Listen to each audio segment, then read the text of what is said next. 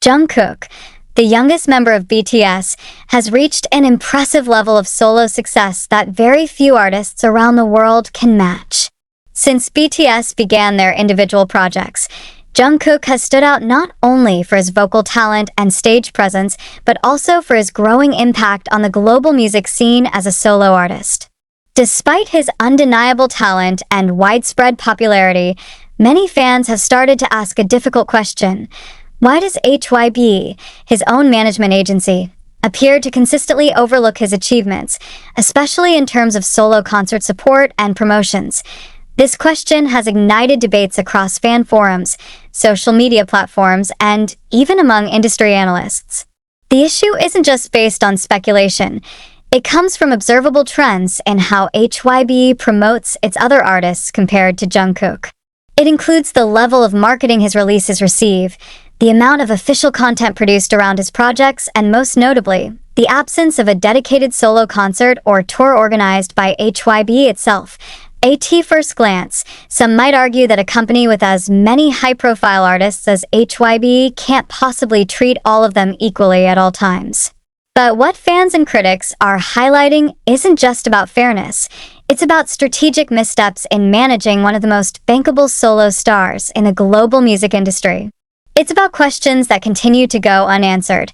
The concern from fans is not rooted in entitlement or unrealistic expectations. Jungkook has already proven that he has the capacity to sell out arenas, dominate global streaming charts, and captivate audiences worldwide. What is missing is the institutional support that should logically follow such success. For an artist who can independently carry international releases and deliver record-breaking numbers, one would expect a more aggressive and consistent strategy from his label. Instead, there seems to be a recurring pattern of silence or delayed engagement from HYBE when it comes to acknowledging his solo milestones. That I end this comprehensive article, we will explore the signs and implications of HYBE's apparent underinvestment in Jungkook's solo career. We will examine the difference in promotional strategies compared to other artists under HYBE, the absence of official solo concerts and events directly produced by HYBE, how fans have stepped in to fill the promotional gap, possible internal business reasons behind the company's choices, what this could mean for Jungkook's long-term career trajectory. This analysis aims to take an objective approach. Rather than focus on emotion or accusations, we will rely on data, observations, and logical business practices in the entertainment industry. The goal is to understand what is truly happening and why it matters that in a time when K-pop continues to globalize and evolve, management decisions play a critical role in determining the reach and impact of an artist's work. Jungkook is not just another artist on a roster. He is arguably one of HYBE's most valuable assets. So, why does it often seem like that value isn't being fully recognized or utilized? The chapter ahead will begin by looking at the solo journey Jungkook has taken since BTS started pursuing individual paths. We'll lay out the timeline, the highlights, and where HYBE has either helped or failed to support his rise. From there, we will unpack the deeper concerns that are fueling this conversation. As this story continues to unfold, one thing is certain: fans are paying close attention. And the industry is watching too. These releases performed exceptionally well across streaming platforms and digital sales worldwide. His debut solo album, Golden, showcased his versatility and artistic maturity, achieving massive success internationally. It dominated Spotify, Apple Music, and iTunes charts in multiple countries. Despite these accomplishments, many fans noticed a lack of coordinated promotional effort from HYBE, especially when compared to the campaign's other solo artists from the same label received. Jungkook's activities were often driven more by third-party media interest or brand partnerships than by internal promotional strategies from HYBE. Even with appearances on major international talk shows, such as The Tonight Show starring Jimmy Fallon and Good Morning America, the official HYBE channels were frequently slow to share or promote these moments, while other HYBE artists received official teasers, behind-the-scenes content, and elaborate rollouts. Jungkook's content came irregularly and sometimes with minimal context or scheduling.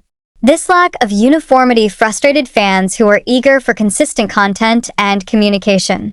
For an artist of Jungkook's stature, the promotional plan felt surprisingly thin. Another key point in this conversation is the absence of a solo concert organized by HYBE. Jungkook has repeatedly expressed a desire to perform for his fans, and the demand clearly exists. Venues could easily sell out. However, despite this, there has yet to be a formal announcement for a Jungkook solo tour. Some fans began to speculate whether the lack of tour support stemmed from scheduling conflicts, resource allocation issues, or internal decision-making priorities. Interestingly, many of Jungkook's musical appearances, such as award show performances or brand events, were arranged independently or through collaborations with non-HYBE platforms. This has led to a growing perception that HYBE is reactive rather than proactive when it comes to managing his solo career. They appear to respond to external momentum rather than create internal plans to guide or enhance it. Moreover, when it came to merchandising, physical album distribution, and digital fan engagement, discrepancies were evident. Fans in some regions faced difficulties pre-ordering or receiving Jungkook-related merchandise, while promotional content across HYBE's global outlets was inconsistent. Despite these limitations, Jungkook's fanbase mobilized to bridge the gap. Support projects, trending hashtags, and user-generated promotional campaigns have kept his momentum alive. Fans created fan-made posters, digital billboards, streaming challenges, and even placed advertisements in major cities. This independent marketing effort, while impressive, is something that ideally should be led or at least matched by the label itself. In summary, Jungkook's solo journey has been marked by remarkable achievements that appear to have occurred in spite of, rather than because of, his agency's involvement. This has led fans and industry watchers alike to wonder if HYBE truly recognizes the scale of his influence and the potential value in further investing in his solo career. One of the most pressing concerns among Jungkook's fans is the absence of a solo concert or tour officially organized by HYBE. Given his proven ability to draw international attention and break streaming records, it is surprising that the agency has yet to leverage his popularity with a full-scale concert series under its own brand. In the K-pop industry, it is customary for successful soloists, especially those from globally recognized groups, to launch solo tours once they release an album. These concerts not only offer fans a more intimate connection with the artist, but also serve as a major revenue stream and brand-building opportunity. Yet in Jungkook's case, despite his album Golden being a global success, no official announcement for a solo tour has come from HYBE. The demand clearly exists. Fans across Asia, Europe, the Americas, and beyond have expressed their eagerness to attend a Jungkook solo concert. Online fan polls, social media trends, and concert wish lists have consistently included his name. Cities like Seoul, Tokyo, Los Angeles, New York, and London would likely sell out within minutes. Despite this visible market interest, there appears to be no movement from HYBE to make it happen. The only notable solo performances Jungkook has participated in have been on music award shows or brand stages, such as the Global Citizen Festival. While these were significant in their own right, they were not initiated or managed by HYBE in the context of a solo concert experience. Additionally, these performances are often limited to a few songs, missing the opportunity to fully showcase Jungkook's versatility and depth as an artist. This absence has prompted questions about HYBE's internal decision-making. Some industry observers suggest that the company might be hesitant to launch a full solo tour while BTS is still in military service, aiming to preserve the full group comeback impact. Others speculate that HYBE's focus on newer groups or other business ventures may be taking precedence, leading to a temporary pause on large-scale solo activities for Jungkook. Still, this rationale does not fully explain the situation. Other HYBE artists have received solo concert support even in overlapping schedules. Furthermore, the fact that Jungkook's fanbase is willing to coordinate global support projects for a tour indicates that there is minimal risk involved for HYBE in launching such an initiative. The concert dilemma also brings up another problem: branding inconsistency. Without an official solo tour, Jungkook's career lacks the kind of defining live performance chapter that many solo artists depend on to mark a new era. These live events typically create buzz, generate new media content, and serve as a springboard for further artistic projects. Even when looking at concert merchandise and official visual content, the gap is evident. Most Jungkook-related material revolves around music videos or select performances, rather than comprehensive tour packages or multi-part concert documentation. This reduces the number of promotional assets HYBE could be using to expand Jungkook's brand across platforms. From a strategic perspective, not launching a solo concert could be viewed as a missed opportunity. It could limit the revenue potential of his solo brand and delay his positioning as a fully realized solo act in the same league as global pop stars. For a label that claims to champion artist development, this passivity seems counterintuitive. The most frustrating aspect for fans is that Jungkook himself has repeatedly hinted at wanting to perform live.